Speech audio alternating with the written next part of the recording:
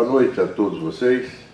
Quero elogiar, em primeiro lugar, a coragem de fazer uma reunião na véspera do feriado, o que me convence que realmente em São Paulo, milhões de paulistanos, voluntário ou involuntariamente, preferem ficar aqui na cidade, que fica mais tranquila, num período de feriado prolongado, do que viajar. Mas o Mandela, aquela figura extraordinária, luminosa, foi convidado um dia para fazer um debate sobre o futuro da África do Sul. E chegou num auditório como esse e não encontrou esse público. Encontrou um público de pessoas com mais idade. Disse, olha, como é que eu vou participar de um seminário sobre o futuro da África do Sul sem que aqueles que vão viver esse futuro, os jovens, estejam presentes? Eu acho que vocês realmente vão poder viver um país melhor.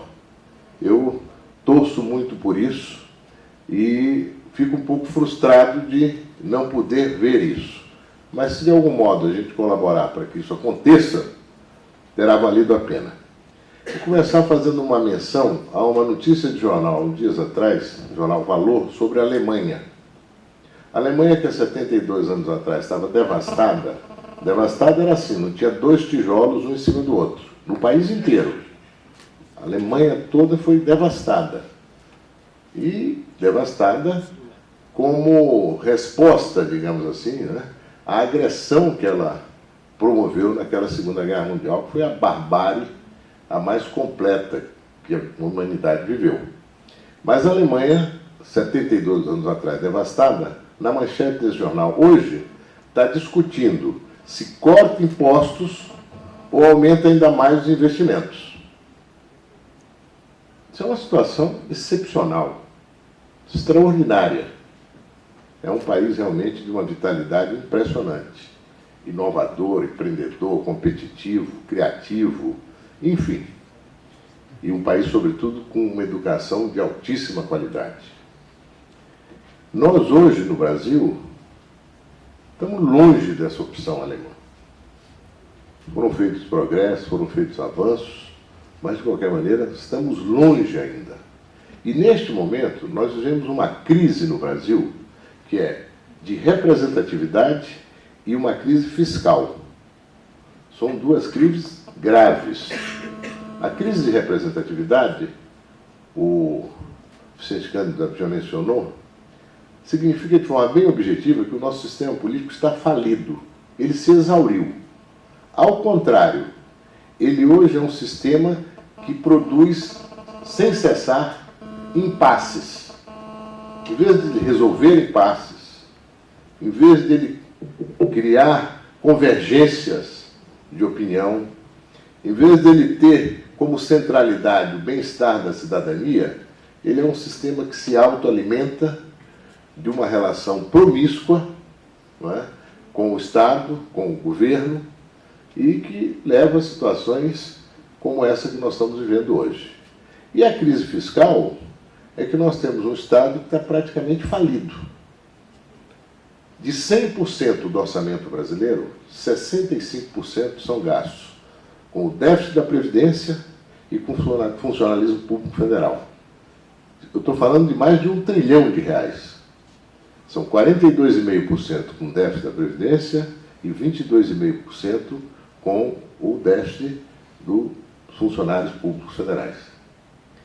O sistema previdenciário do Brasil é o mais injusto do mundo. O sistema do INSS, que é a Previdência Pública, né, ele hoje responde por aposentadorias e pensões para 33 milhões de cidadãos. O piso desse sistema é um salário mínimo. Não chega a R$1.000, mas R$1.000. E o teto é R$5.500. Então a diferença aí já é enorme entre o piso de R$1.000 e o teto de 5.500. É 5 vezes e meia mais. Mas é uma diferença suportável. 2/3 dos 33 milhões de brasileiros que estão aí recebem até R$1.200 por mês. O outro terço recebe a partir de R$1.200 até R$5.500. Aí já é uma faixa muito pequena. No setor público, a aposentadoria média do executivo é R$8.000.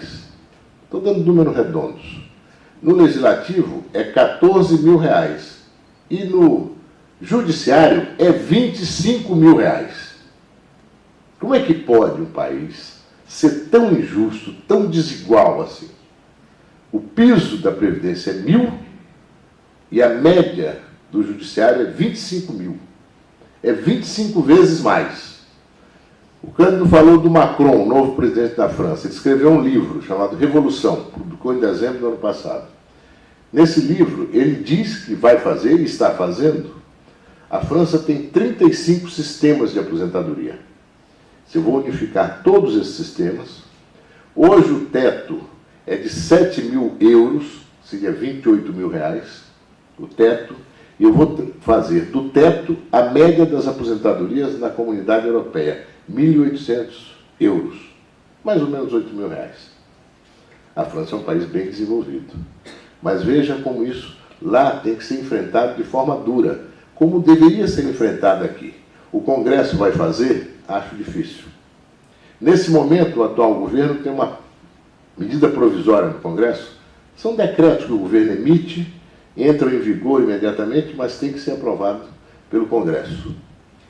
Tem uma medida provisória que adia o reajuste do funcionalismo público federal.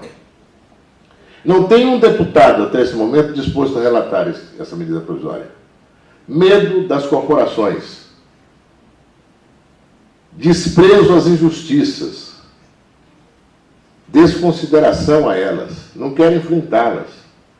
Porque as corporações que se apropriaram de boa parte do Estado brasileiro, do Judiciário, do Legislativo, do Ministério Público, do Executivo, elas trabalham de forma concentrada sobre o Congresso Nacional.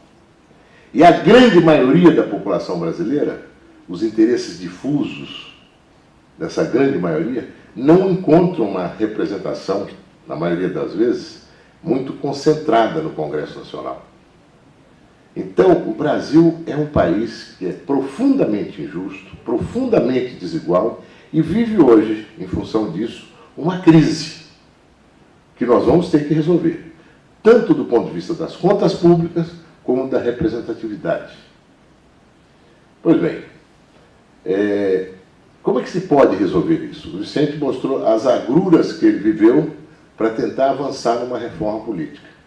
Avançou-se pouco. Algum avanço foi feito. Cláusula de barreira, o que é isso? No Brasil é uma promiscuidade partidária, 28 partidos com representação no Congresso Nacional. Nenhum de vocês aqui, por mais esforço que possa, vai conseguir identificar um corpo de ideias em cada um desses partidos. Em alguns até é possível fazer isso, em outros não tem ideia nenhuma, a não ser o fundo partidário, né? A autoalimentação dos participantes daquele partido, a presença deles no Congresso Nacional, uma presença que é muito onerosa para o Estado, para a União, para o governo, porque ela implica em trocas, implica em benefícios, implica em emendas, implica nisso, implica naquilo. E, de outro lado, você tem a dificuldade enorme de criar uma limitação a essa promiscuidade partidária. Houve um avanço, cláusula de barreira. O partido que não conseguir 1,5% num determinado número de estados na eleição, em 2020, né, ele não vai ter representação. Já é um avanço, já vai reduzir um pouco, mas tinha que reduzir muito mais. As democracias avançadas têm 4, 5, 6 partidos. Hein? 18, a cláusula é 18. E a outra coisa importante que se aprovou é o fim das coligações. Como é que é? Nós 4 aqui, somos 5, né? Porque tem um companheiro que está aqui atrás, que é o Mário Ernesto. Subiu? Está aí. E não é fumando que ele está, não. Ele está ali para ouvir melhor, gente. Mas o fato é o seguinte, nós 5 aqui resolvemos aderir a um só partido, o Partido do Cândido. Então, o Cândido é candidato a governador. Nós não vamos lançar candidato a governador, mas os nossos candidatos a deputado estadual e deputado federal vão se coligar, vão se juntar. Então, tem um partido lá que tem o Tiririca. O Tiririca tem 1 milhão de votos. Na coligação proporcional, ele vai puxar um monte de deputados para ele. Deputado com 10 mil votos, 15 mil votos. É uma deformação completa.